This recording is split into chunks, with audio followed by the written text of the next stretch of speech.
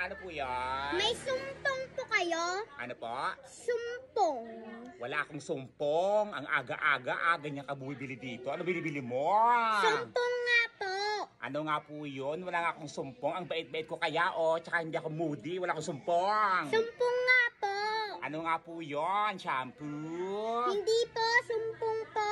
Shampoo? Ganon? Yung Sumpong noodle? po. Wala nga po akong binibentang sumpong dito. Tsaka wala akong sumpong. Nakakaloka. Ano ba yon? Yung ano, pag may man siyang damit tapos natatanggal pag pinatakan. Pag pinatatakan, natatanggal yung mancha ng damit. Zonrox yon!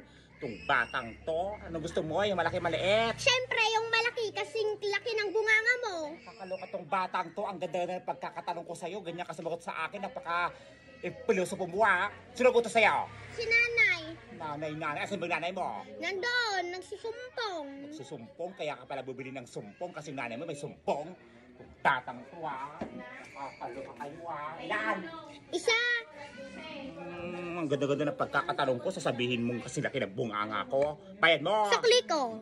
Wala ka pang binibigyan na bayad, nangihingi ka ng sukli. Nakakaloka. Asa yung tatay mo? Nandun, nagsusumpong. Kaya pala yung tatay mo may sumpong, yung nanay mo may sumpong, kaya pala binibili mo sumpong. Yan kaya patakbo sa nanay at tatay mo para matanggal yung sumpong nila. O, ikaw, may sumpong ka na, hindi lang papatakan na kita. Nakakaloka tong batang to. Eh, paano kasi ganyan ka sumagot sa